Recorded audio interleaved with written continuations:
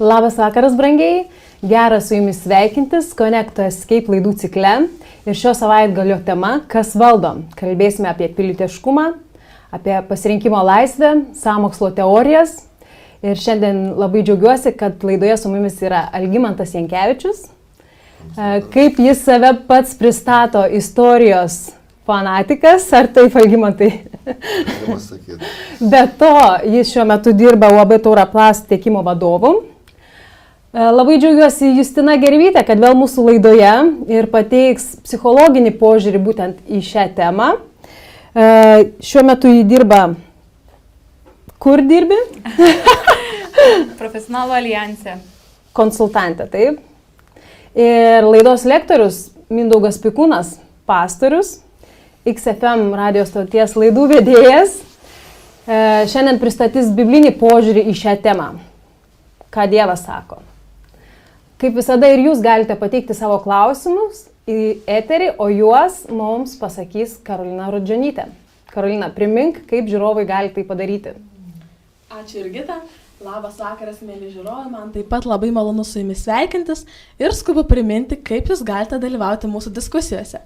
Taigi, kaip visuomet, puslapyje www.lctv Today dešinėje ekrano pusėje jūs matote susirašinėjimo langą, kuriame jūs galite tiesiog rašyti savo mintis, kelti klausimus, kuriuos perduosiu čia studijoje. Taigi, jauskitės laisvai ir gero jums laiko. Ačiū, Karolina. O šiandien kalbėsime apie sąmokslo teorijas, kas mus valdo. Gatvėje ir paklausėme žiūrovų, ką jie apie tai mano. Prašom pasižiūrėti. O sakykit, ar tikit tokiais dalykais kaip slaptom organizacijom, kaip masonai, iliuminatai, rotorių klubai? Nu, tai tikėk, netikėk, jie yra.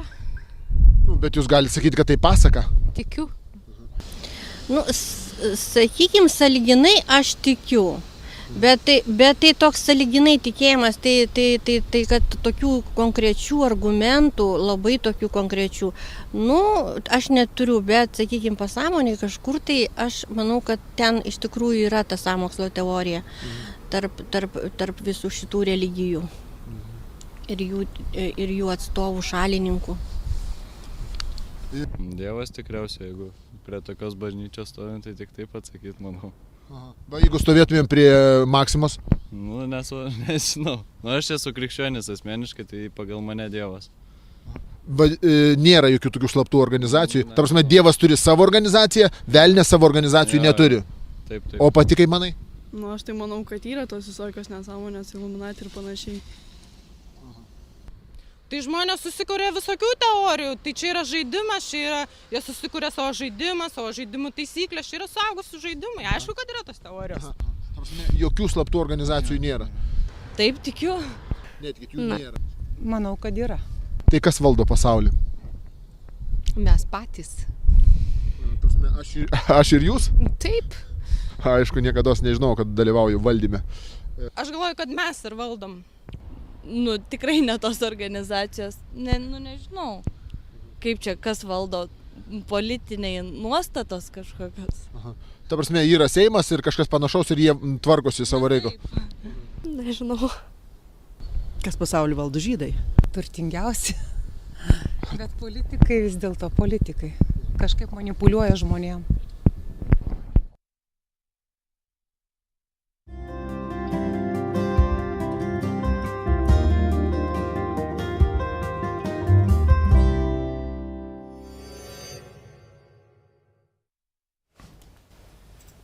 Labas vakaras dar kartelį. Primenu, šiandien kalbame tema, kas mus valdo, sąmokslo teorijos.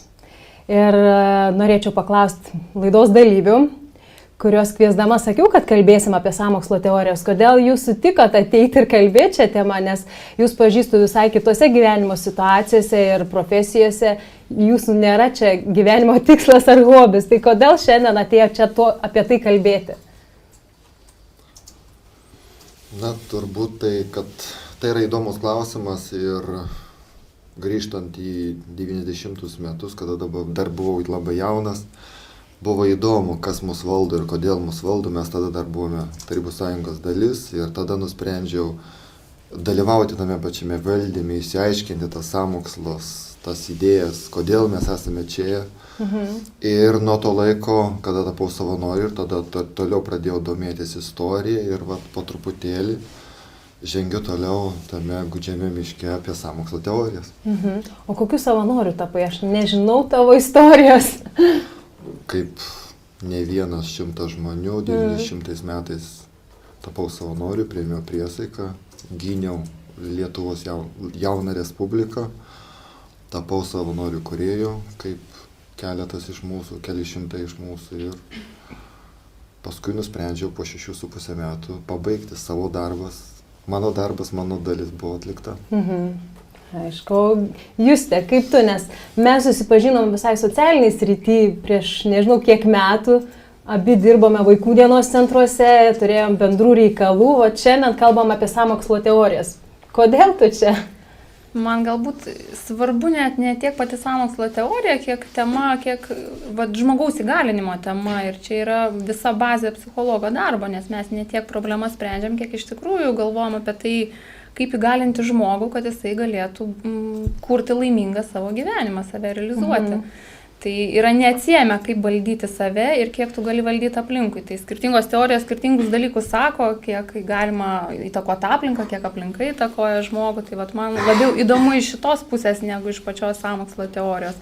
Tai galbūt kiek mes galime juose atsispirti ir valdyti save. Tai bus labai įdomu tavo mintis išgirsti. Ir Mindaugai, trumpai, kodėl tu čia šioje temoje? Aš pagal bendrą sustarimą turiu būti čia. Geras atvirumas. Ne, man irgi galbūt tai, ką jūs čia pasakė, toks psichologinis aspektas patinka, aišku, istorija man patinka. Aišku, tas savotiškas bejėgiškumo jausmas, kada kalbam apie sąmokslo teorijas, kad ten kažkas mūsų valdo ir realiai mes ką galim padaryti, nieko negalim padaryti. Tai tas toksai galbūt ir nusivylimas ir galbūt šitoje vietoje ir sustoji daugiau domėtis, nes realiai jokios įtakos nepadarysi galbūt. Bet iš kitos pusės, tas psichologinis aspektas, mes lyg ir norime būti laisvi, bet pasirodo, kad tų lygių laisvės yra labai daug. Tapom nepriklausomi nuo, gerai, Algis minėjo, išsivadavom iš vienos sistemos santvarkos ir pamatėm, kad po to slypi kitas lygis, kada mes, gerai, turime kasdieninius sprendimus ir kieno įtakojimą mes darom. Tai aš manau, kad tos sąmokslo teorijos ne vien tik siejasi su masonais ir su visais kitais, bet galime išverti labai daug praktinių paralelių kasdieniam gyvenimui. Aš tikrai šioje temoje nesu pasikaušius, tai tikrai, manau, turėsiu gerus pašnekovus, nes jaučiu, kad jūs tuo gyvuojat ir vienu arba kitu kampu. Esu tas žmogus, kuris galbūt, kaip ir daugelis, kurie žiūri šiandien mūsų laidą arba įrašą, kartais kokį žodį rašai, sąmokslo teoriją, ar tie patys masonai, ar iliuminati ir pasižiūri, kas ten yra, nes visada kažkaip smalsu. O šiuo metu dirbu su vaikais, o vaikai labai irgi į tai įsitraukia, jie ir ženkliukus tam tikrus rodo, ir ten piešia, ir kalba, ir šneka, patys žinodami ar galvodami, kad kažkas yra. Tai gal pradėtum laidą nuo to, kas ta sąmokslo teorija, aplamai tas pats žodis, gal suvokimas, kas tai yra, ar mes suvokiame? Algimantai, atsidusti ar ne? Sąmokslo teorija. Norėčiau pabėgti iš vis nuo tos tematikos arba nuo to apibrėžimo sąmokslo teorija. Nes sąmokslo teorija mus įrėmina į tam tikrą mąstymą arba tam tikrą požiūrį. Tai yra kažkas, tai čia anglai sako, džiauk, čia nieko rimto, nieko gero. Nes dalinai ir ta sąmokslo teorija, ta formuluotė atsirado tada, kada kai kurie sąmokslo teorijos idėjos, jos pasitvirtino, kad jos iš tikrųjų buvo ne tik teorijos, o jos per metus jos pasirodė, kad yra tikri faktai. Taigi ir tas sąmokslo teorijos toksai apibrėžimas arba pavadinimas, jisai faktiškai ir turėtų būti neteisinga, nes jeigu vien apie tai kalbėti, tai mes turėtume greitai baigti laidą, nes didesnis kiekis netinkamų arba neteisingų sąmokslo teorijų užgožia tus tikrosius dalykus, kurie tikrai vyksta. Ir galbūt reiktų pereiti prie minties, kurią dar 13 metais pasiūlė profesorius Vytautas Radžvilas, kuris sako, reiktų kalbėti ne apie sąmokslo teorijas, reiktų kalbėti apie sąmokslą bendrai.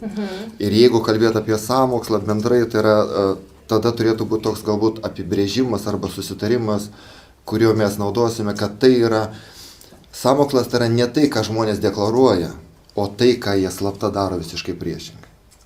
Ir jeigu paimtumėm tokį apibrėžimą, tai iš tikrųjų visa rašytinė istorija arba visa žmonijos istorija yra vien tik tai sąmokslas. Sąmokslo istorija. O tas sąmokslas vyksta visose srityse.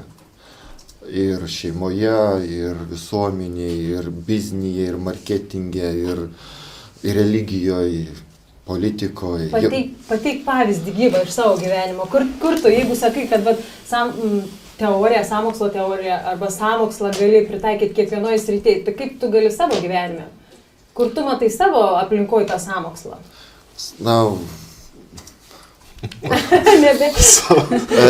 savo aplinkoje, galbūt čia būtų jau iš Justės srities psichologija, net bendraudami mes, kai kada vienas su kitu mes nejaučiom tampame sąmokslo įkaitai, nes mes siekime tam tikrų savo tikslų, nepasakydami tiksliai, ko mes norime, bet mes apeiname tam tikrą prašymą arba tikrą poreikį arba tikrą reikmę.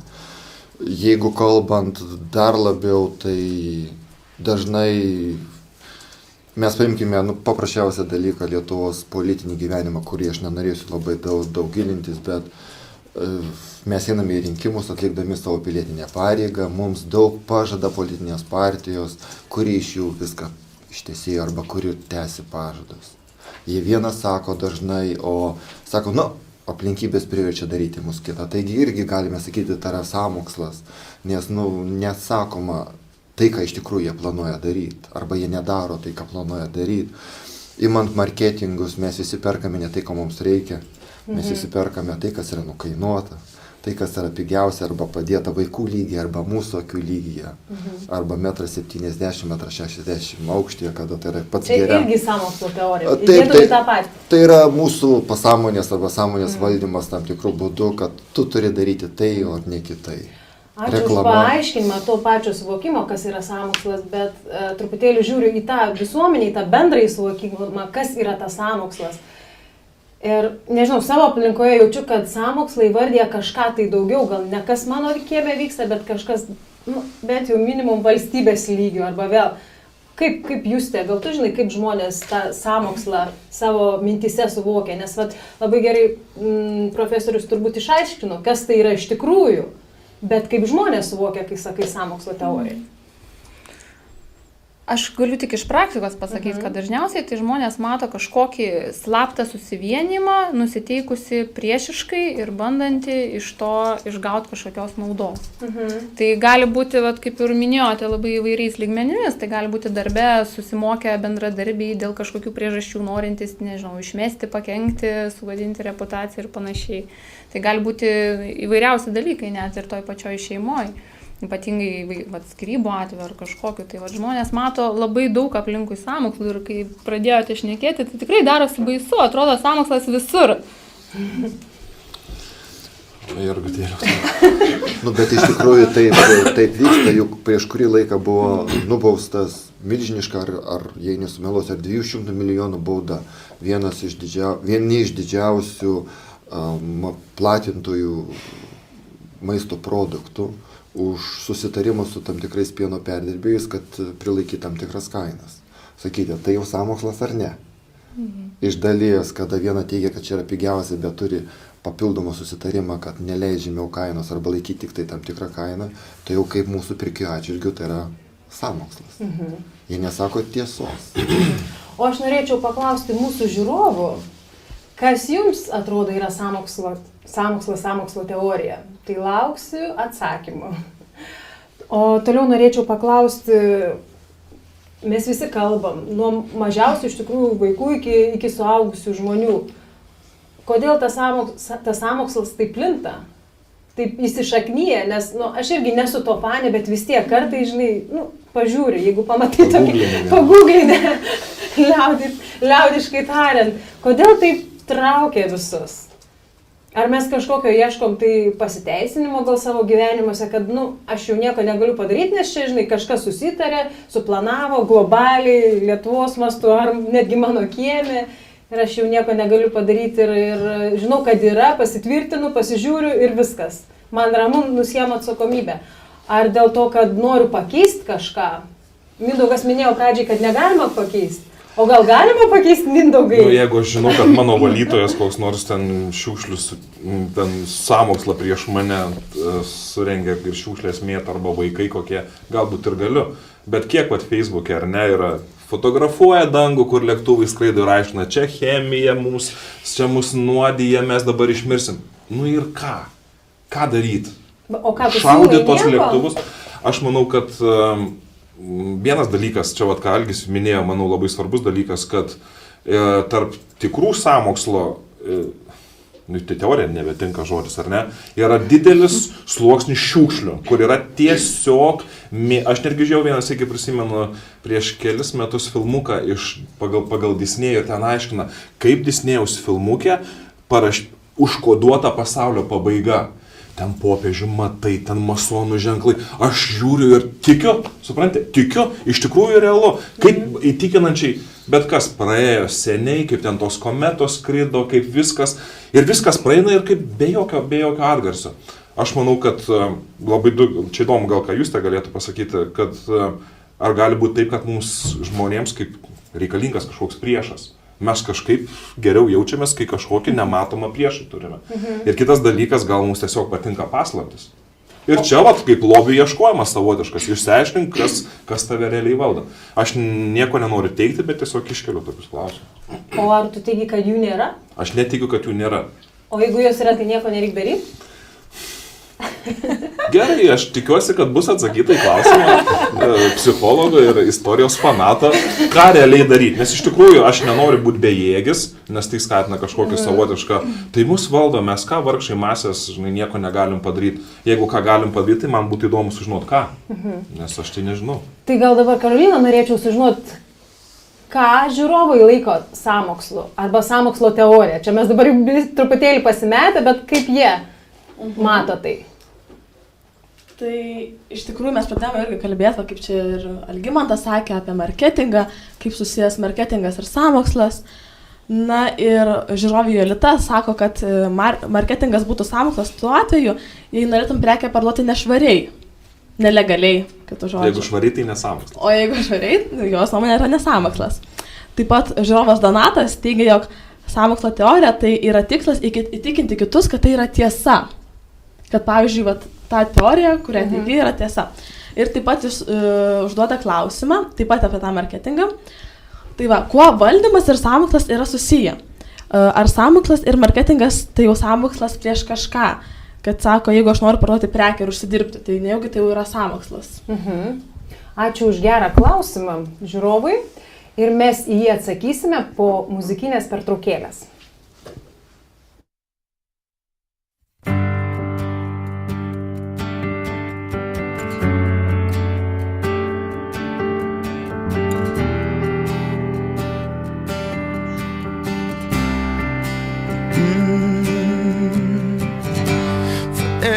Mountain that is high, He is higher. For every burden that is great, He is greater. For every valley that is deep, He is deeper still, and more than we can know. Oh, and our promise is Jesus, our answer is Jesus. All to Him we owe. And everything, our Savior is Jesus, our future is Jesus. All to Him we owe. And everything, and we owe You everything.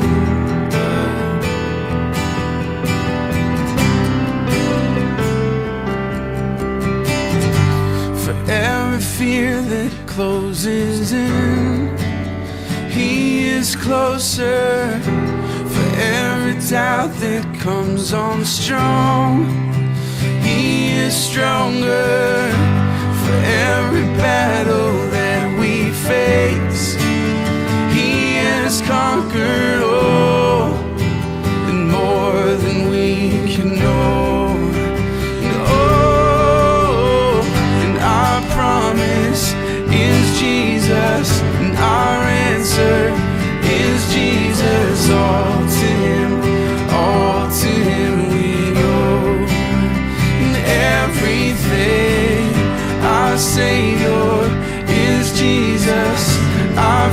future is Jesus. All to Him we owe everything, 'cause we know the great God and we serve the great God, and we owe the great God everything, all to Him we know the great God, and we serve the great God, we owe the great God everything, all to Him. And our promise is Jesus, our answer is Jesus. All to Him we owe everything. And our Savior is Jesus, and our future is Jesus. All to Him we owe everything.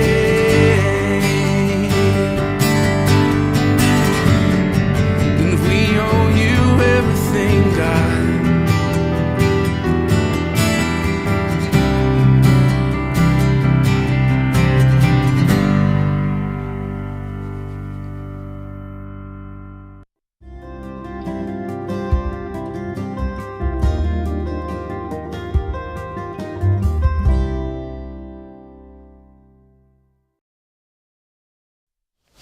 Labas vakaras, jūs žiūrite Connecto Escape laidų ciklą ir šiandien kalbame apie sąmokslo teorijas. Ir vienas žiūrovas prieš muzikinę pertraukėlę uždavė klausimėlį mums. Tai Karolina, prašau pakartok jį ir Algimantas pasiruošęs yra atsakyti.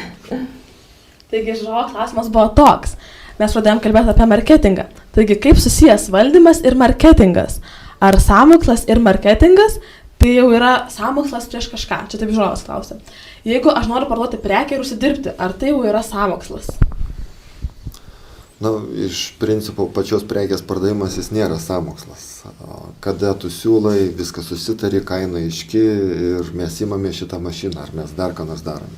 Bet kada tau net nesuprantant, nelogiškai yra brukama prekė arba tau yra įtikinama nesąmoningai ją pirkti, tada jau yra sąmokslas arba manipuliavimas.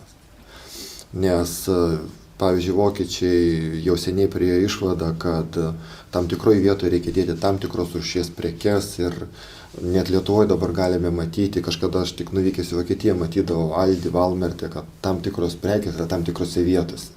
Ir buvo įdomu man pačiam, kodėl taip yra. Todėl, kad žmogus turi tam tikrą norą arba tam tikrą poreikį pirkti tam tikrą prekę, o tam tikros jam nėra poreikio. Taigi, kad pakelti pirkimus buvo sustatyti vaisiai vienoje vietoje, tam tikros rūšies maistas kitoje vietoje. Ir tai yra tam tikros rūšies manipuliavimas. Aš nekalbu apie discountą, atsiprašau, tai yra nuolaida. Nuolaida yra savaime suprantama, aš sprendžiu, pirk, nepirk. Bet tas nesąmoningas, pasąmoningas tavęs stumimas, tau reikia nusipirkti, o tau jo nereikia šito daikto. Bet kuo tai skiriasi nuo marketingas nuo sąmokslo? Gerai uždavė žmogus klausimą, prie ko valdymas, marketingas ir dabar sąmokslas. Kaip atskirti? Ir būtent gal mūsų visuomenėje tie pavadinimai tokie kaip Illuminati, masonai, skaluojami, ką jie parduoda tada? Ką jie mums nori įbrukti, nes realiai prekės nėra, jeigu jau žiūrinti, tai kokie jiems iš to nauda, kad kažkas kažką apie juos žino? Kaip sakyti, iš jų jiems nauda, čia kitas klausimas. Na, kada tu nebegali pasislėpti po širmą, paslėpta, nežinoma, tada tu nori ar nenori, tu tada eini į viešumą. Ir tas tada išėjimas į viešumą lyg tai pasako po kiek laiko, kad tu neegzistuoji. Pavyzdžiui, labai seniai gėjų judėjimas buvo labai nepopuliarus ir visi kratėsi ir buvo labai nesmagu. Tada jie nuėjo pas marketingo specialistus, parašydami, kad padėkite mums išpopuliarėti. Ir jie paprasčiausiai davė patarimą, lyskite į akis, kuo daugiau, to geriau. Eikite, nors jūs spjaudys, eikite, nors jūs atstums, eikite ir rodykitės. Vieną dieną jie mažiau jūs atstums, ateis diena, kada jūs būsite lyg niekur, bus įprastas dalykas. Ir žiūrint tą visą istoriją, jų brukimo mums, galime pasakyti, jau yra atėjus toks laikas vakarų Europai. Tai yra normalu, tai yra natūralu. Išskyrus, na, sakykime, Lietuvą ar dar kurias kitas vietas, kur jiems nėra taip paprasta. Bet Bet čia Jurgitos klausimas turbūt buvo, bet tai ne tavo toks klausimas. Tai ar masonai iš tikrųjų valdo, ar kaip čia dabar yra?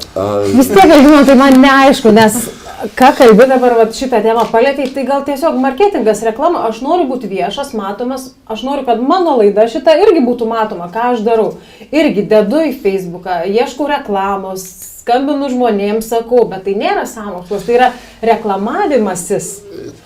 Tu kažką nori parodyti, bet jeigu kalbant apie tai, ką mes identifikuojame sąmokslu, ir kaip minėjau tos žodžius, tos organizacijos, kurios pasaulinį lygio, ne, nu, imkim masonus jau tradiciškai, kas skaloma, tai kokia jų prekė, ką jie nori, nenori pasirodyti, kur ta prasmė sąmokslo? Matai, Jurgita, tu klausi kai kurių dalykų, kuriuos jie turėtų sakyti. Aš nesu masonas. O mes to nežinom. Aš tikrai nesu masonas. Ir supranti, dabar nekyla klausimas jau, ar jie yra. Šitas klausimas yra jau seniai išspręstas. Ar jis yra išspręstas? Išspręstas, net buvo pastatytas filmas Lobiai, kuriame yra jų net ženklai rodomi. Ar egzistuoja Illuminati, jau nebėra klausimo. Yra didžiausias dabar klausimas, ką jie iš tikrųjų veikia. Ir iš tikrųjų tai, ką jie deklaruoja, ar tai jie ir daro. Ir kiekviena organizacija, kuri yra slapta, sukelia automatiškai klausimų, tai kas tenai vyksta.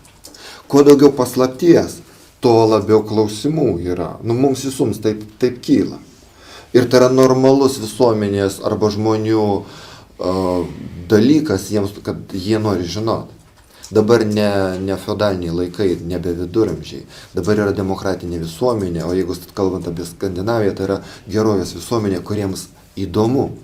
Ir internetas arba tas visuomenės pažinimo augimas, apie kurį kalba ir Dievo žodis, paskutiniais laikais bus didelis pažinimas, sudaro sąlygas visuomeniai domėtis ir žinoti.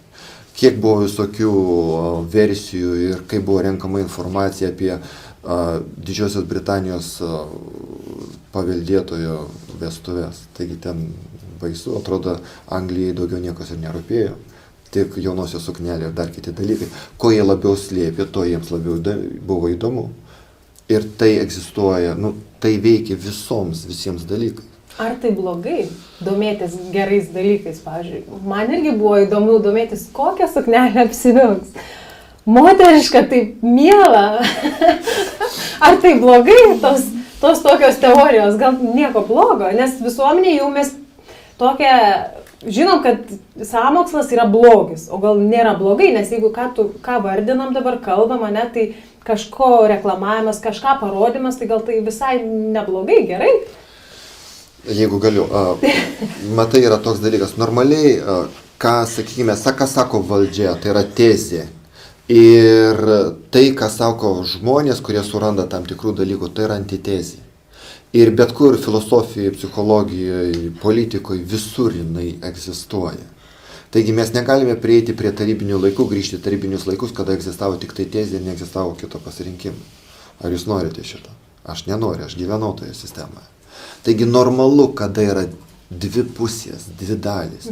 Net ir religijoje yra dvi dalys. Yra gėris, yra blogis. Ir amžinoji kova yra tarp gėrio ir blogio. Taigi mes negalime išimti tos dalies. Jinai neatsiejama nuo visuomenės, nuo mūsų pačių, nuo mūsų prigimties. Mes visi visada kovojame pasirinkti gėrį ar blogį. Kiekvieną minutę mes darom sprendimus. Taigi, grįžtant atgal prie šito klausimo, ar tai yra gerai, ar tai yra blogai, tai yra du atsakymai. O man iš tikrųjų pačiai įdomu, kodėl tau buvo įdomu, kokią suknelę apsirengs? Gerai, atsakysiu, nes manau, Caitlin, koks jos vardas, ji galėjo įsigyti pačią nuostabiausią pasaulio suknelę. Ir ką žmogus gali išsirinkti iš viso pasaulio pasiūlų ir ką jį pasirinks. Ir labai domina. Kodėl tau tai svarbu? Todėl, kad dar niekada nesirinkau tokios suknelės ir galvojau, kaip aš pasirinkčiau, ar man patiktų. Ir kiek sugaišai laiko, kad išsiaiškintum visą? Ką išsiaiškinčiau? Kokią suknelę vis dėlto jinai vilkės? Kiek prie interneto? Kiek googlinai, kiek skaitėjai žurnalus, klausai, nežinau. Tikrai neilgai. Tiesiog, kai išgirsdavau informaciją, man ausis, bet specialiai kažkaip ne, bet visada suintriguodavo, aha, kokie čia neriniukai ar kokia spalva, nes žiniasklaida daug informacijos pateikia apie tai, bet mano ausis neatmesdavo, nes moteriškai man tai labai daug. Tai vat, ką aš ir noriu pasakyti, kad nei marketingas, nei visi kiti dalykai, iš esmės jie nėra blogai, bet jie yra tik tai priemonės, kurios yra kažkaip vienaip arba kitaip naudojamos. Jeigu tu ten, važiuodama mašinai per radiją išgirdai kokią suknelę vilkės, galbūt viskas yra gerai, bet yra žmonės, kurie prasėdi valandas, googlindami, ieškodami, skaitydami, paaugliai fotografuodami, paskui ieškodami kažko panašaus ir tai vyksta didžiulis žaidimas, didžiulis verslas, tam yra sugaištama labai daug laiko. Tai aš galvoju apie tą blogai, ko aš savo gyvenime noriu ir kur aš dedu savo iš tikrųjų laiką ir jėgas. Galbūt tą laiką aš galiu skirti savo šeimai, galbūt tą laiką aš galiu skirti kažkokiem kitokiem dalykam. Kita vertus vėl, aš kaip būdama maža mergaitė, jeigu tos suknelės neturiu, aš turbūt labai norėsiu. Galbūt aš paskui skirsiu savo ten, nežinau, 10 000 atlyginimą, kurį uždirbsiu per 5 metus, kad turėčiau tokią suknelę. Tai vat, kas tame yra blogo, iš principo kaip ir nieko, bet kita vertus, kad tai žmonės vienaip arba kitaip veikia. Ir jeigu vat sąmokslas, vat paimkim, bus pasaulio pabaiga. Kaip ir marketingas, viskas gerai parduoti produktus, bet jeigu mes paskelbim, kad pasaulio pabaiga ir žmonės pradeda karauti konservus rusiais, gal ir gerai turėti Rusijoje krūvą konservų, bet iš tikrųjų tai yra tam tikras sukurtas poreikis, kurio visiškai žmogui nereikia, žmogus yra apgaunamas. Ir tada tos apgavystės pasekoje jis sueikvoja labai daug energijos, aš manau, ne tiem tikslam gyvenime, kuriems galėtų sunaudoti. Net ir grįžtant prie tavo klausimo, kaip plinta visi tie dalykai ir kodėl žmonėms taip įdomu. Tai vat, jeigu imant vieną iš garsiausių psichologų Maslow, jisai teigia, kad apačioje mūsų poreikių yra visi saugumo, netgi ir bendravimo ir fiziologiniai poreikiai. Tai vat, yra pati bazė, be ko žmogus labai sunkiai gali žiūrėti kitus poreikius, tokius kaip savirealizacija. Ir iš tikrųjų žmonės užsižaidžia, o vat, marketingas kartais, ne visada, televizija ir visi kiti dalykai sukuria tą tokią nuomonę, kad mums reikia labai daug, labai visko, vis dar mes esam labai nesaugus, sąmokslas sako dažniausiai, kad mes esam nesaugus, arba jeigu nori būti saugus, tai turi kažkam priklausyti, kad turėtum kažkokias vipinės išskirtinės teisės, ką tada žmonės daro, vietoj to, kad jie iš tikrųjų galvotų apie savo viršutinius poreikius, kaip save realizuoti, kaip įgyvendinti savo tikslus, savo misiją, tai, kas jiems yra svarbu, jie žaidžia kažkur apačioje kažkieno sukurtų žaidimus. Tai aš matau tą blogį tik tais tame, kad pats žmogus renkasi, kiek į tuos žaidimus lysti, kiek juos žaisti ir kokį jie poveikį daro gyvenime. Galbūt kažkas neturi gyvenime nieko nuostabiau apart to, kad skaityti, kokią suknelę apsirengs karalienė. Tai tada valiuojas, iš tikrųjų puikiai praleido savaitgalį, bet jeigu yra kažkokie kitokie tikslai, kitokios vertybės, tada mes apsigaunam. Ir net nejausdami to, kaip ir Algimantas minėjo, mus apgauna beveik to nematant ir labai sunku yra atsimerkti. Aš norėčiau paklausti mūsų žiūrovų, kiek laiko jie skiria apie tai, kiek jie laiko galvoja, ar tekia yra naršyti, ar tiesiog retkarčiais išgirsta tą informaciją. Pasidalinkit su mumis. Labai gerai pradėjai čia, jūs te kalbėti ir aš prisimenu, prieš 4 metus netgi Lietuvoje buvo paleistas tos gandas, kad nebebus cukraus. Nežinau, prisimenat ar ne? Ir aš savo tam mažame miestelėje, esu iš Biržų krašto kilusi, nueinu į parduotuvę ir nėra cukraus. Šiais laikais tokiam amžiui nėra cukraus, nes žmonės žiūri pakais neša, nes kažkas pasakė, kad nebebus cukraus. Kai tau Kinija gali privežti ten per pigiau dar. Tai tikrai, iš tikrųjų, tas suvokimas, ta sąmokslo teorija veikia labai. Kaip minėjau, dirbdama su jaunais žmonėmis, jie labai daug laiko internete, pastebėjau, irgi skiria tam, kad išsiaiškint, pamatyt muziką, kinas. Ir labai saldu jiems, nes nėra niekur atsakymo iš tikrųjų, kas tas yra iš tikrųjų.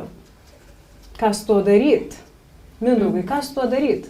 Aš pats laukiu atsakymą, dabar tu manęs paklausai. Aš gerai, atsakymą labai turiu konkretų ir tiesiai šviesiai. Apie cukrų. Ne, aš turėjau kitą, papolių kitą, sakė, Estijoje sprogo elektrinė ir reikia pirkti, ko reikia pirkti? Jūros dumblių, kad nuo radiacijos apsisaugot. Ir iš tikrųjų, jau pirkau. Su girdėjot ir visi, kas vyko, ir nieks ten nebuvo sprogę. Bet manau, čia su pasitikėjimu labai susiję. Bet, ką aš norėjau pasakyti, turėjau vieną pažįstamą, kuris nuolatos fotkindavo ir į Facebooką dėdavo nuotraukas, kas Vilniuje derasi su dangum. Kaip skraido lėktuvai, kiek pasilieka tų cheminių medžiagų, įsimylėjo žmogus ir ne vienos nuotraukos.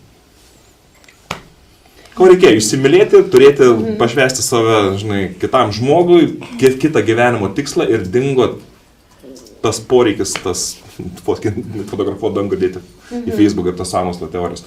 Tai ne vaistas viskam, bet manau, tai geras pamąstymas. Bet vis tiek klausimas vėl kyla tas pats, ar mes turim vis tiek būti abejingi?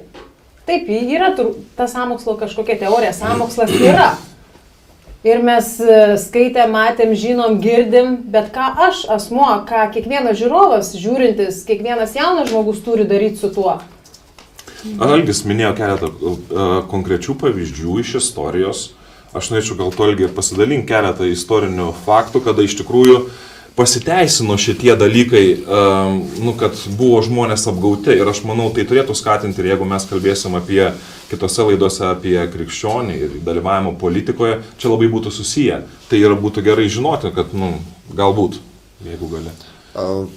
Grįžtant prie cukraus ir einant prie to, ką Mindaugai sakai, tau tai nebebuvo sąmokslo teorija, cukraus nėra. Tai realybė. Tai realybė jau iškart. O kitas dalykas, mes truputėlį, kaip ir visi pasauliai, visame pasaulyje, demokratijoje gyvenantys žmonės. Mes gerai, kad pasitikim valdžia, taip ir turi būti. Bet mes įsivaizduojam, kad demokratijai visuomeniai niekas nevoks, niekas neapgaudinės, viskas bus taip kaip komunizme, kad mane mokino per visuomenės mokslą, kad eisim į darbą dėl savo noro, ten bus kaip nuėjimas į salę, kad ten su kamuoliu palakstėjai, panašiai tokių dalykų. Bet istorija mokino kažką, visiškai ką kitą, kad nežiūrint kokia demokratija bebūtų, o Winstonas Churchillis pasakė, demokratija yra pati blogiausia valdymo forma, bet geresnios dar pasaulis nesugalvojo. Taigi, demokratiniai valstybei sėdi kalėjimuose, vagia, žudo, sukčiauja ir taip toliau, visa tai vyksta. Taigi, dalis visuomenės vis tiek, jie save realizuoja stebėdami tą valdžią. Ar jinai viską atlieka gerai ir duok Dieve, kad tokių žmonių atsirastų. O jeigu man prie tam tikrų faktų, kurie anksčiau buvo teorija, sąmokslas, tai sakykime, iki 60-ųjų metų buvo sakoma, kad mafijos nėra. Yra tik tai organizuotos gaujos, kurios tenai apiplėšinėja, reketų užsiima ir taip toliau. Ir kol vienas Cosa Nostros narys nepaliudijo, kad mafija egzistuoja, jinai ne tik egzistuoja, jinai susieta su bizniu, su politikais. Jinai yra tampriai susieta ir jinai daug ko valdo su valdžia. Toliau yra faktas, kad pavyzdžiui, Šiaurės Vietnamo ir Amerikos karas prasidėjo nuo įlankos incidento. Tai buvo 64 metais rugpjūčio 2 dieną. 65 metais jo Amerikos prezidentas Johnsonas pasakė, vyrai pašaudė į banginius. Karo nieko nebuvo, jokio incidento. Ir visi, kurie sakė, kad to nebuvo, sako, jūs čia nesąmonę šnekate. Pasirodo, nieko nebuvo. Tai nebe sąmokslo teorija. Irako cheminis ginklas, aš pats atsimenu, kai žiūrėjau, kada sekretorius Jungtinių Amerikos valstijų buvo Jungtinėse tautose laikė nedidelį tokį stiklinį daiktelį ir ten sakė, čia yra įrodymas, kad Irakas turi cheminį ginklą. Karas prasidėjo, nežinau, kiek laiko dabar praėjo, kur cheminis ginklas. Jo nėra, bet pretekstas buvo duotas, kad cheminis ginklas yra. Ir daugelis sakė, jo nėra, ne, jis yra. 100 000 žmonių žuvo. 90 metais kongrese liudijo 15 metų mergaitė iš Kuveito. Ir jinai liudijo apie Irako kareivių žvėriškumus, žiaurumus Kuveito vaikų gimdymo namuose. Kad įsiveržė Irako kareiviai, imdavo tus mažamečius vaikus, metė per langą ir taip toliau. Visi sakė, siaubas, kaip tai gali būti. Vėliau išaiškėjo, kad tai Kuveito ambasadorius Jungtinėse Amerikos valstijose dukra. Ir nieko panašaus, kad tai nebuvo. Bet vėl, visas buvo sukeltas toksai įvaizdis padarytas, kad ten yra baisu, štai ką jie daro. Aš neteisinu jokių būdų Irako už tai, kas buvo daroma. Bet kad vyksta daugybė dalykų, kurie paskui pasirodo, tai yra melas ir valstybės vadovai, kurie atsakingi už visuomenės gerovę, už jūsų ir mūsų gerovę, daro tokius dalykus, kurie paskui pasirodo, tai yra ne sąmokslo teorija, o tai yra tikslas sąmokslas prieš tūkstančius motinų, kurios praranda savo vaikus. Nekalbant apie tai, kad kažkada tai Lavrovas iškart po Sadamo Huseino suėmimo buvo internete, aš pats dar žiūrėjau šitą nuotrauką, buvo Sadamas Huseinas, tau dar iki jo trūksta šiek tiek, bet ne ką. Stovėjo suimtas Amerikos kareivių, toks su didžiulė barzda. Ir už nugaros buvo žydinti palmė. Jisai buvo suimtas vidury vasaros. Ir Lavrovas sako, vyrai, palmės žydi. Kada? Ne tuo laiku, daug anksčiau. Klausimas, tai kas tada vyksta? O vyksta daugybė dalykų, kurie mes nežinome. Ne tik tai istorijai, bet ir religiniam pasaulyje. Esterės knyga aprašo labai gražiai 474 metų prieš mūsų erą gryną sąmokslą prieš visą žydų tautą. Nuo ko kilo Purim berods šventė, ar ne? Toliau mes turime 1572 metų Šventojo Baltramiejaus naktį Paryžiuje. 3 valandą naktyje sąmokslas, kuris prasidėjo. Irgi buvo sakoma, kad čia nieko nebus. Turime asbesto iki 60 metų istoriją. Turime švino istoriją 60 metai. Turime rūkimo istoriją, kada buvo paduoti į teismus už rūkimo žalą. Kada buvo dirbtinai stengiamas išimti bet kokius įrodymus, kad tai kenkia žmonėms. Specialiai. Ir visi, kurie tai kėlė šitos idėjas, buvo vadinami panikieriai, vadinami sąmokslo skleidėjai. Vėliau pasirodo, palaukit, tai yra tiesa. Dabar mes patys keičiame asbestinius stogus, nes tai kenkia. Yra istoriniai tam tikri dalykai, kurie, jeigu nesako, įrodo, kad tai yra klaida, tai yra sąmokslas, kurios sukelia klausimą. 1946 metais žmogus stovėjo prieš Amerikos kongresą, buvo sudaryta speciali komisija. Jis stovėjo ir liudijo 3 dienas, kaip jisai gydo vėžį. Be tų tradicinių medikamentų, kurias mes priimam dabar, priimta naudoti. Atsivežė skirtingus žmonės, kuriais jis išgydė skirtingos vėžio formas. 3 dienas kalbėjo, po to buvo surengtas preskonferencija. Pakviesti žurnalistai, tuo pačiu metu farmacijos kompanijos surengė kitą preskonferenciją, kur nemokamas maistas, nemokami dalykai, jie sukvietė ten daugybę žmonių ir tik vienas žmogus nuėjo į tą konferenciją. Po daugybę metų buvo bandoma gauti dokumentų, ką jis liudijo. Kaip jūs manote, kas buvo rastas? Nei vienas užrašas. Tai neįrodo sąmokslo teorijos, tai tik tai iškelia, kodėl taip yra. Kam reikėjo, kad tai būtų padaryta. Kuo daugiau neatsakytų klausimų, tuo daugiau žmonių mąsto, kažkas čia vyksta. Ačiū, Algimantai, už tokią įsamią pateikimą sąmokslo įvairiausių. Greičiausiai tikrai tie sąmokslai yra. O dabar kviečiu į muzikinę pertraukėlę, po kurios pakalbėsime, ką su tuo daryti.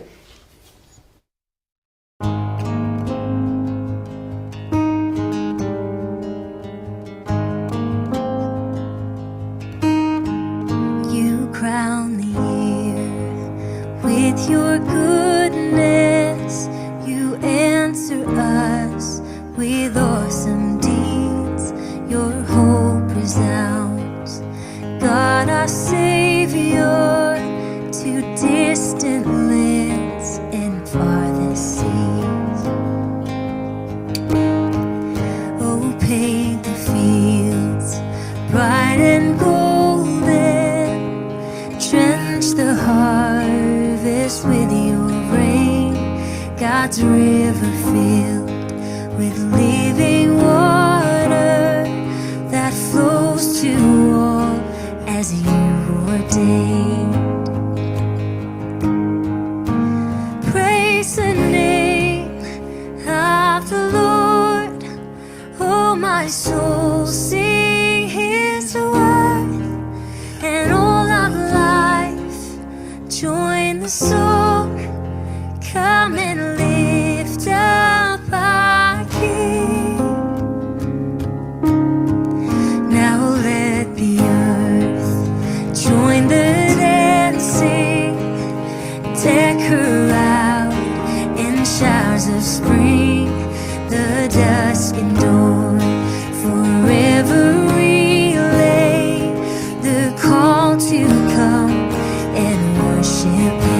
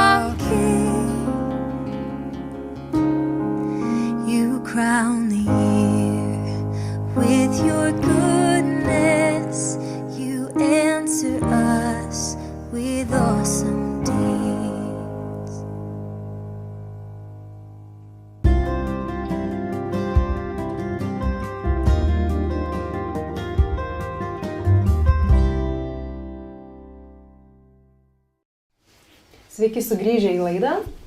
Ir šį vakarą noriu priminti, kalbame apie sąmokslo teorijas. Ir noriu pristatyti dar kartelį mūsų laidos dalyvius. Tai yra Mindaugas Pikūnas, Justina Gervytė, Algimantas Jankevičius, o jūsų žiūrovai klausimus ir mintis perduoda mums Karolina Rudžionytė. Dabar ir paprašysiu padaryti tą, nežinau, kad užvirėjau diskusiją internete ir jums parūpo įvairiausi dalykai apie šią temą, tai Karolina, prašom. Taip, ačiū Jurgita. Na, dabar mes daugiausiai diskutuojame apie Liuciferio sąmokslą, bet čia Mindaugas pakalbės truputėlį vėliau. O aš turiu vieną klausimą žiūrovo ir va čia Algimantas prieš muzikinę pertraukėlę kalbėjo, kad tiek daug dalykų pasaulyje vyksta ir tikrai pateikė daug istorinių faktų ir pasidomėjus giliau tikrai galim pastebėti, kad kažkas vyksta, kažkokie sąmokslai, kažkas tikrai vyksta, bet kas yra sąmokslo objektas, į ką orientuoti visi tie sąmokslai, kad ten kažkur Irane, Irake, ar ten dar kažkur čia visame pasaulyje ten vyksta kažkokie karai, ar ten sąmokslai, ar tai liečia ir mane? Aš čia sėdžiu sau lietuvėlį, ramiai, man viskas gerai. Kaip tai liečia mane ir jeigu liečia iš viso? Ta prasme, kaip tai susiję? Koks sąmokslo objektas, kaip supratau, klausimu?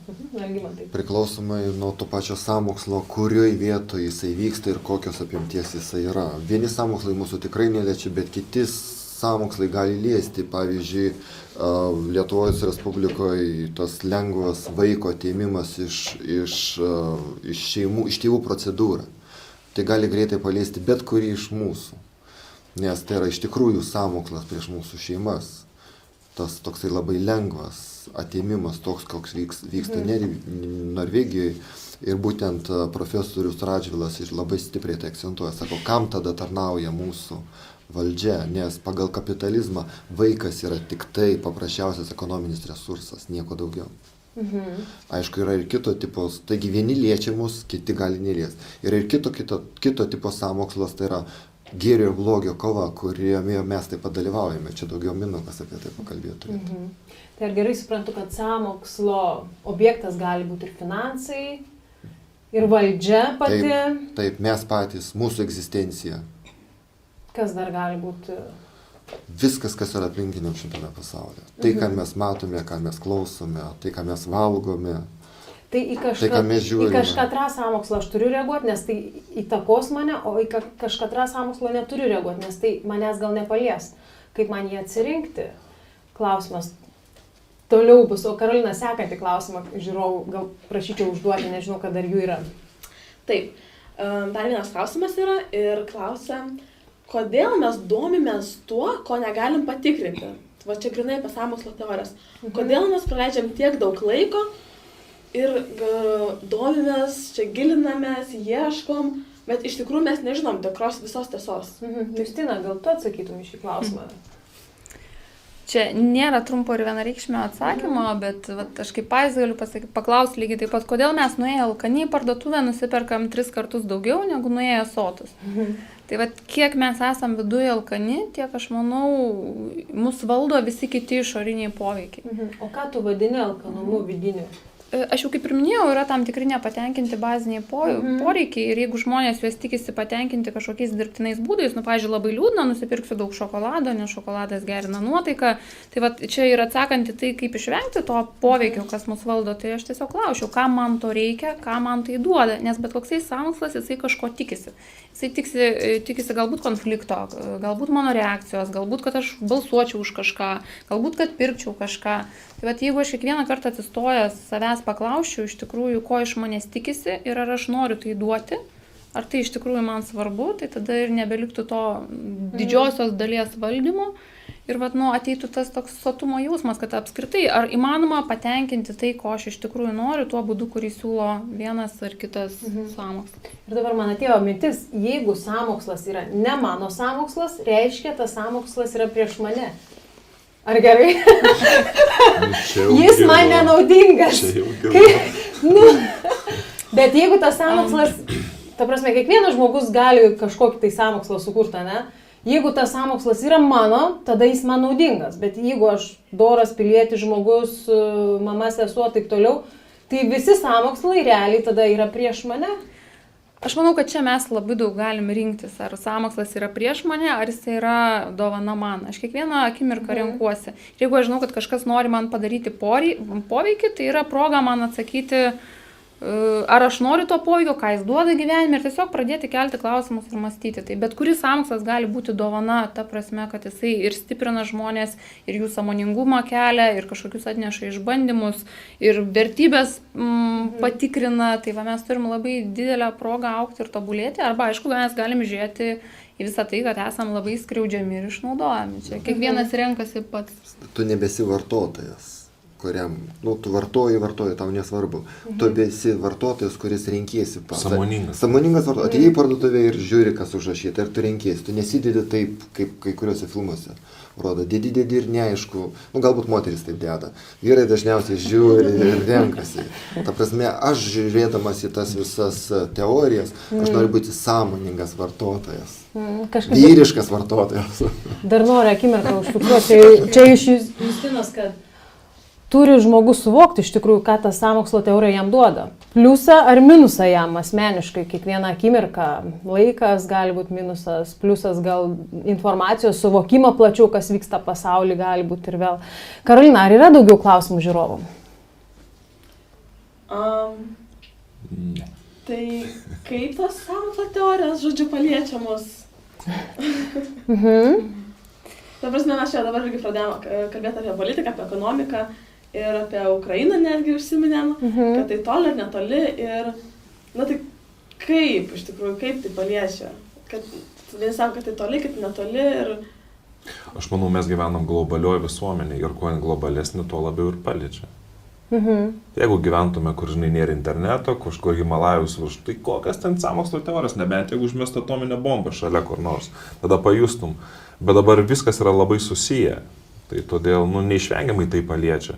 Kinijoje nusičiaudėjo koks nors bankininkas ir, žinai, pas mus kainos pakilo. Viskas.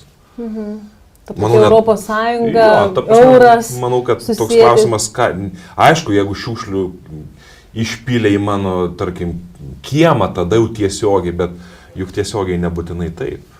Taip, sąmokslas tada yra paslėptas, jis nėra niekada tiesiogiai. Karolina, dar žinau, kad turi. Taip, paskutinį labai gerą klausimą noriu. Žiūrovė Vilma klausia, kokiu būdu galima skirti, ar tai sąmokslas ar ne. O dabar čia kaip tik labai į temą. Kai YouTube'ai žiūri, būna ženkliukas. Jeigu ne YouTube'ai, ne, aš juokauju. Jeigu Facebook'e. Jeigu tavo draugai siunčia, tai viskas gerai. Ja, tai yra klausimas, žiūrint apie ką mes kalbame, ar tai yra sąmokslas ar ne.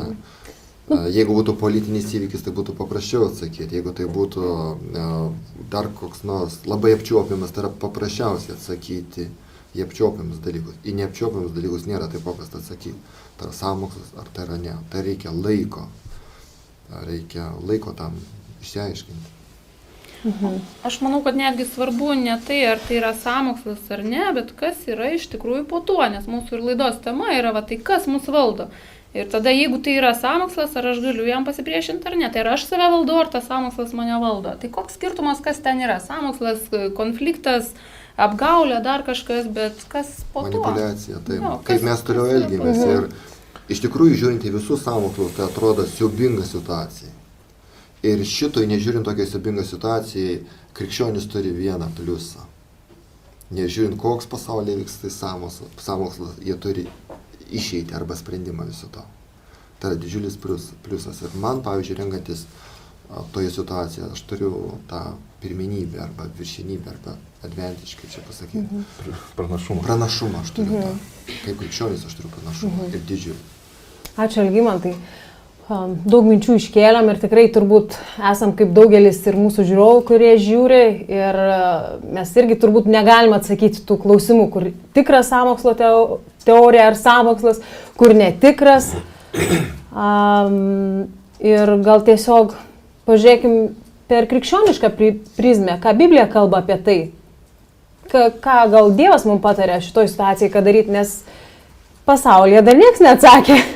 Galim tik pasirinkti, kaip jūs te kalbėjo, žinai, pasižiūrėti, ar tai kenkia, nekenkia, kas man iš to. Jeigu dabar sėdėtume prie kompiuterių įvestume, ką Biblija sako apie sąmokslo teorijas, tu ten tiek rastum informacijos, 3 valandas tau kažkas aiškintų. Aišku, kad bandžiau, suviliotas visokių sąmokslo teorijų šalininkų. Bet, aš manau, šita antra arba trečia mūsų laidos dalis daugiausiai man klausimų sukėlė. Ir aš dėkoju už tą klausimą, nors aš taip pabandžiau juokauti, bet klausimas buvo, kaip tai mane tiesiogiai paliečia.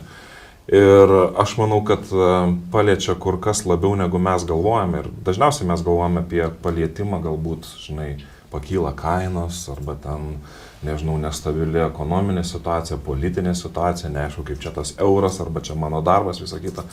Bet aš manau, kad sąmokslo teorija paliečia esminį dalyką mūsų kaip visuomenės ir tai yra pasitikėjimo klausimas.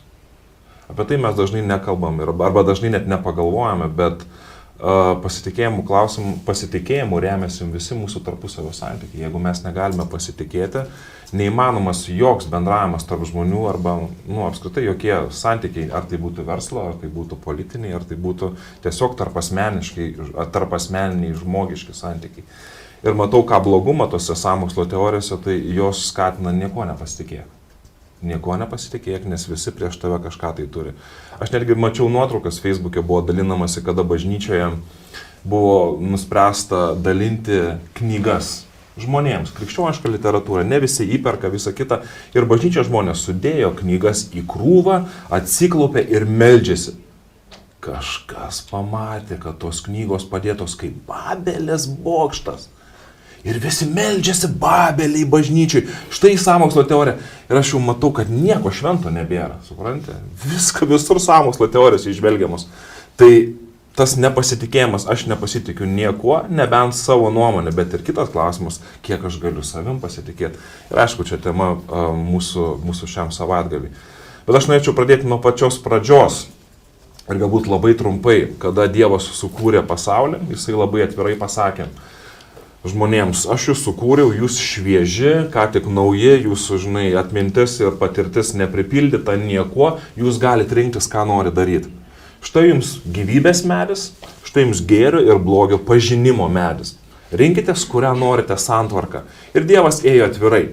Jeigu velnias būtų atėjęs ir sakęs, Hebra, meskim tą Dievo, imkim tą gėrio ir blogio pažinimo, nereikia mūsų Dievo, mes patys iš savęs esame išminties šaltiniai ir gyvybės šaltiniai. Turbūt Dievas Sodomų būtų susižvalgę, būtų nusijuokę ir būtų sakę, nusiskynę obolį arba koks ten vaisius buvo nuo gyvybės medžio ir viskas būtų tvarkoje. Bet Biblija sako, kad velnias atėjo per žaltį. Jisai slėpėsi už kažko. Ir aš manau, blogio pati esmė, kad jisai tarpsta šešėliuose, tarpsta tamsoje. Ir visa ta gėrio ir blogio kova tuo ir pasižymi, kad Dievas visą laiką ateina, čia ir buvo kalbėta, jeigu parduodama prekę, Dievas pasako, tokie ingredientai, tau toks bus poveikis, tu spręs. Velnias niekada neateina tiesiai šviesiai. Netgi apaštalas Paulius yra parašęs, kad sako, šėtonas irgi save pateikia kaip šviesos angelą. Ir velniui yra labai patogu, kada mes vaikus gąsdiname velniu ir sakome, o jisai su ragais, spirda dūmais ir su šakute ateina iš pragaro. Ir velniui patogu, tai yra sąmokslo teorija, jisai nesimato, kas jisai yra. Ir aš iš tikrųjų tikiu sąmokslo teoriją ne taip, kad ten pasakyti taip, jėzuitai mus valdo arba ten masonai įtakoja mūsų visuomenės gyvenimą. Aš tikiu tą didžiąją sąmokslo teoriją, kurios mes visi esame susirgę. Ir ta tikroji sąmokslo teorija tai yra gėrio ir blogio kova. Ir kada velnias atėjo, pagrindinis klausimas, kurį velnias uždavė žmogui, ar tikrai Dievas sakė? Sukėlė nepasitikėjimą Dievu. Ir visos blogio kova prieš gėrį yra nepasitikėjimo klausimas. Kuo mes pasitikėsime? Ir kada mes kalbame apie sąmokslo teorijas, aš manau, tarp tų visų kitų, kaip mūsų parduotuvėse apgauna arba kažkaip, tai aš norėčiau atkreipti dėmesį į tą gilesnį, kuris, man atrodo, yra svarbesnis. Čia buvo minėta, kad turime didinti sąmoningumo lygį, tas sukneles ne vien tik tai skirti laiko žiūrėti, arba ne vien tik tas pupas pirkti, arba visą kitą, bet manau, sąmoningumo lygį pakelti, pagilinti galbūt ir iki tokio lygmens, kad iš tikrųjų klausimas yra, kur mūsų pasitikėjimas. Bet keletą eilučių tiesiog norėčiau pasakyti, nes kada Jėzus atėjo į šitą pasaulį, Evangelijoje pagal Matą, 4 skyriuje yra pasakyta, kad Jėzus vaikščiojo po Galilėją mokiniams sinagogose, mokindamas sinagogose ir skelbdamas karalystės evangeliją, gydydamas žmonės, visokias jų ligas ir visokias jų negalės. Biblija sako, kad Jėzus, kada atėjo į šitą žemę, jisai skelbė evangeliją. Evangelija reiškia geroji žinia. Ir kartais, kaip aš kartais pasiklausau krikščionių, kada jie kalba apie sąmokslo teorijas, turbūt jų evangelija yra vienintelė. Mus valdo, pasaulis blogas, yra supuvęs, atsargiai, netgi jeigu pastorius kalba, oi, negali pasitikėti, nes neaišku, gal yra koks infiltravęsis ten, žinai, koks iš slaptų organizacijų. Ir tada žmonės sėdi, žinai, ateina į bažnyčią, bet greičiausiai YouTube žiūri pamokslininkus, kurie jiems labiausiai patinka, jie jau žino, kurie neparsidavę, o kitie, kur nepatinka, jau ten klausosi primerkę akį. Be Biblijoje pasakyta, kad Jėzus atėjo skelbti evangeliją. Ir kartais bažnyčiose to aš matau, kad trūksta. O evangelija, kas yra? Evangelija yra geroji žinia. Ir Biblijoje yra ne vienas, netgi čia užsirašęs, bet mes laiko tiek daug neturime, ne viena nuoroda į tai, kas yra evangelija. Bet noriu pacituoti keletą citatų iš laiško korintiečiams. Jisai sako, pirmame laiške korintiečiams 15 skyriuje Paulius apibūdina evangeliją. Pirmiausiai jisai sako, jums perdaviau, ką esu gavęs, būtent. Kristus mirė už mūsų nuodėmes, kaip skelbė raštai, jis buvo palaidotas ir buvo prikeltas 3 dieną, kaip skelbė raštai. Jisai sako, Evangelijos esmė yra Jėzaus atėjimas ir mirtis ant kryžiaus. Toliau jisai laiške romiečiams 1 skyriuje sako, Paulius, jisai rašydamas laišką prisistato, Jėzaus Kristaus tarnas, pašauktas apaštalas, išrinktas skelbti Dievo Evangeliją, kurią Dievas buvo iš anksto pažadėjęs per savo pranašus šventuosiuose raštuose. O ji kalba apie sūnų, kūnų kilusi iš Dovydo giminės, šventumo dvasia per prisikėlimą pristatyta galingų Dievo sūnumi Jėzų Kristų mūsų viešpatį. Evangelijos esmė yra tai, kad Jėzus atėjo mums ir parodė Dievą. Kokį Dievą? Kad jis vertas pasitikėjimo. Ne, kad Erodas ten, žinok, nežinia, kaip jis ten valdo. Kada mes skaitome Evangelijas, mes niekur nematome Jėzaus aiškinančio ir, kaip pasakyti, lendančio į politiką, bandančio viešinti manipulacijas ir machinacijas vietinės valdžios. Aišku, mes dar kalbėsime apie įtaką, apie valdžią ir krikščionio vaidmenį valdžioje kitą susitikimą. Bet aš noriu, kad mes atkreiptume dėmesį ir sustatytume savotišką pusiausvyrą, įvestume. Mes kaip krikščionis, mums svarbu, taip yra Efeziečiams pasakyta, būkite atsargus, nepasiduokite blogiui, bet atskleiskite blogio įtaką. Bet kai kurie krikščionis tai yra kaip Sherlock'ai Holmesai, viską, ką jie daro, tai tik tai žiūri, kur čia blogis ir rodom visiems. Tai žmonės išgelbės. Nuodėmės problema ne tai, kad žmogus dabar valgo maistą su kažkokiais tai E621 arba ten kažkokie tai žmogaus problema, kad pasitikėjimo Dievu nėra. Ir žmogus tada bando užkišti maistu, bando suknelėmis, jeigu atsiprašau už tą pavyzdį, arba kitais dalykais laiką leidžia kažkur kitur, nes kažkokie baziniai poreikiai, anot Maslovo, yra nepatenkinti. Ir tas bazinis poreikis, apie kurį kalba Biblija, bazinis poreikis yra pasitikėjimas. Kada mes esam saugus, kada vaikai šeimoje yra saugus, jie tada gali atsakingai rinktis, jie tada renkasi ne iš vidinės desperacijos arba iš kažkokių nuoskaudų. Kada mes esame saugus, turime pasitikėjimą kažko didesniu, negu mes patys esame, tada mūsų pasirinkimai visai kitokie. Mes visai kitaip ir savo laiką leidžiam ir visai kitaip renkamės.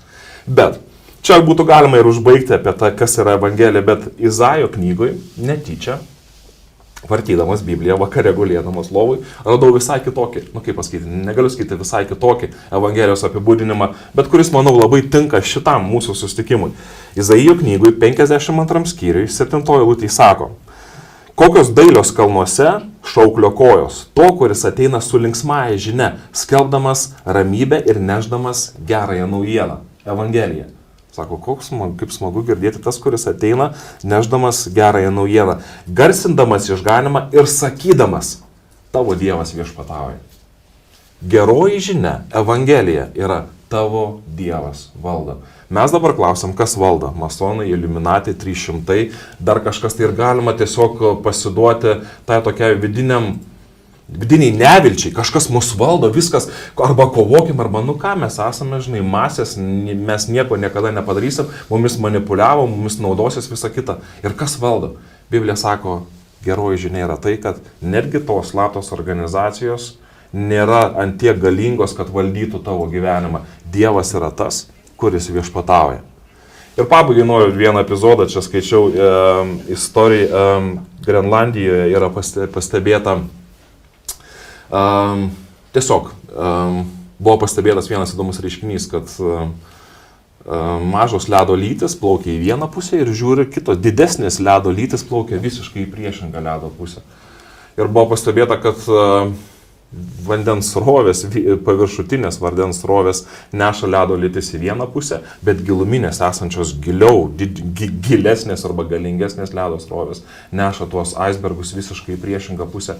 Ir aš norėčiau paraginti mus visus, ir čia kas buvo kalbėta, prisidėti prie tos minties, kad mes neturime būti tokie paviršutiniškai blaškomi vėjo arba ten žinių apie vienokią arba kitokią sąmokslo teoriją arba apie vienokią arba kitokią mintį.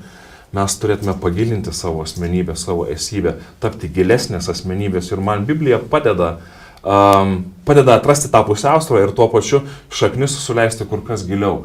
Pasaulis gali būti panikuoti, pasaulis gali lakstyti ir iš proto kraustytis, nes mus valdo, nėra niekur stabilumo, viskas byra, viskas yra blogai, niekur nebus čia gero.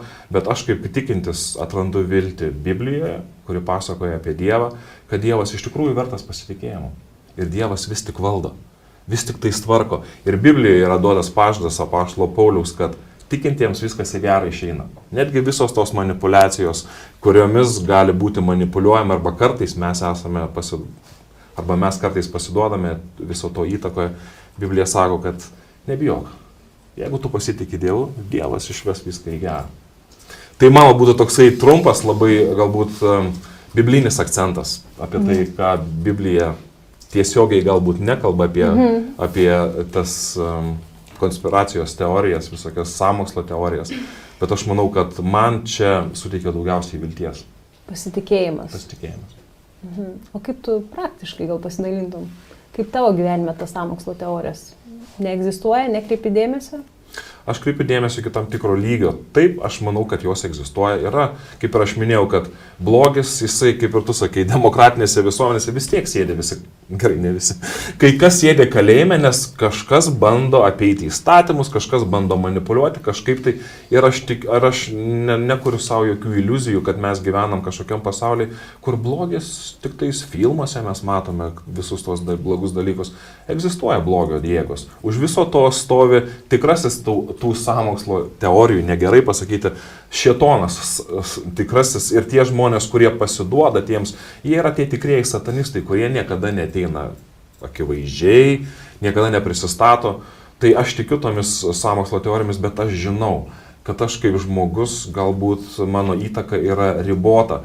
Mano didžiausia įtaka yra mano vaikams, mano žmonai, tarnystėje, kurią darau, darbe, kur aš būnu. Tai aš noriu tą įtaką ir skleisti, bet iš kur aš galiu gauti tos energijos? Aš negaliu gauti, kad, eurą įsivedėm, dabar skaičiau, klausiausi per radiją, žmonių pasitikėjimas eurų didėja, jau 63 procentai žmonių pasitikė euru. Aš negaliu dabar eiti į darbą, sakyti, mano gyvenimas pagerėjo, noriu pasidalinti tuo džiaugsmu, euras stiprus. Aš negaliu pasakyti, nes yra kitos teorijos, kur sako, euras jau nebelabai toksai stiprus, bet aš galiu atrasti jėgų, ateidamas į šeimą, ateidamas į darbą, kada, mano nuodėmės, aš žinau, Dievas paima mano netobulumus ir sako, nieko tokio, pradėk naują dieną iš pradžių. Aš tavim vesiu, aš išvesiu viską į gerą ir aš galiu, matydamas savo trūkumus, matydamas tas problemas, atrasti jėgų kasdien gyventi ir mylėti, ir dalintis, ir pasitikėti galų gale. Tai labai trumpai. Ačiū, Mindaugai. Ir mes jau artėjame prie laidos pabaigos, tai gal nuo tavęs ir paprašyčiau paskutinį. Dar kažką pasakyti. Po gražios kalbos, ką palinkėtum? Pastorius visą laiką turi ką pasakyti. Aš palinkėčiau galbūt tai, nuo ko ir pradėjau dėl pasitikėjimo. Aš manau, kad reikia domėtis, reikia būti sąmoningų piliečių, nereikia leisti žmonėms, kurie yra valdžioje, besąlygiškai jie naudotis, jeigu yra galimybė, rimkim parašus, eikime į kažkokias tai šeimų akcijas, arba tiesiog čia jau kiekvienas tegul nusprendžia, bet aš noriu, kad palinkėti mums visiems, kad tas pasitikėjimo klausimas, arba neįvyktų pasitikėjimo erozija mūsų gyvenimuose, kad mes išliktume vis tik tais pasitikėjimo patys verti, bet ir mokintumėmės pasitikėti vienas kitu. Ir manau, kad jeigu tai bus viltis žmonijai. Tai yra viltis žmonijai. Ačiū Mindaugai. Ir kitų dalyvių norėčiau irgi pabaigai pasidalinti. Ar sąmokslo teorijos gali mus valdyti, ar jos valdo? Man čia gimė galvoje tokia formulė, kaip galbūt, kad nevaldytų. Aš galvoju, pažink save ir klausk. Iš tikrųjų, kad jeigu aš einu į akistatą su savimi, žinau tuos savo visus poreikius, kurie yra patenkinti, kurie nepatenkinti, ir tada gavus bet kokį išorinį poveikį, iš tikrųjų klausiu, kas yra po tuo, ar man to tikrai reikia, tada aš galiu sąmoningai rinktis. Ačiū tau, Justina. Algimantai. Na, kad šitame pasaulyje yra daugybė tų sąmokslo teorijų ir jų tik daugės. Tai yra faktas, aš to tikiu ir nuo jo niekur nepabėgsi. Bet kiek betrodys, kad jau yra viskas, jau tos sąmokslo teorijos mus iškai valdo ir aš žiūrint aplinkui, čia jau nieko gero nėra. Nepasiduoti, likti savikritiškam, likti visuomeniškam ir prisiminti pagrindinį posakį, kuris susideda iš 2 dalių. Ta krikščioniškąją dalį, kad Jėzus pasakė, tikėkite manimi, aš nugalėjau pasaulį. Koks be atrodytų tamsus šitas pasaulis, kiek be atrodytų blogio ir kiek be nebūtų niūru, vis dėlto išeitis yra. Ir neužsidaryti vien tik tai vienose poreikiuose, eiti tolyn. Ačiū Algimantai. Ir labai įdomu, Karolina, ką žiūrovai laidos pabaigai kalba. Na, iš tikrųjų tai... Graži šypsena, Karolina. Ką jį prognozuoja? Žiūrovai kalba, iš tikrųjų, jeigu atvirai, tai kokia Justinos pavardė. Jau čia rengia sąmokslo teorijas.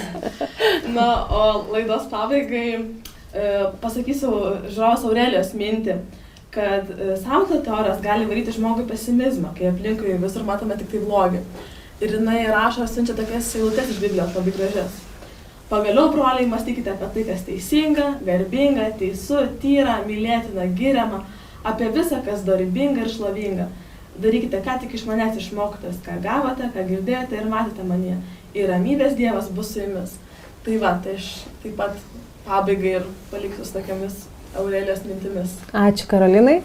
Tai kadangi žiūrovas klausė, kas per žmogus Justina, tai pakartosiu visų dalyvių vardus ir pavardės. Jeigu norėsit, Google visagalis. Mindaugas Pikūnas šiandien pas mus buvo, Justina Gervytė, Algis Jankevičius, o Karolina Rudžionytė perdavė jūsų mintis. Tad, brangiai, ačiū labai, kad šiandien buvote kartu su mumis. Man ši laida ir tikiu ir jums padėjo augti kaip asmenybėmis, sužinoti daugiau. Aišku, apie slaptas organizacijas, sąmokslus visi galim surasti internete. Bet kas bus tas šaltinis, kuriuo galite pasitikėti, reiks kiekvienam asmeniškai suprasti. Ačiū, kad buvot ir iki rytdienos, o rytoj kalbėsime apie temą Dievas politikoje. Iki.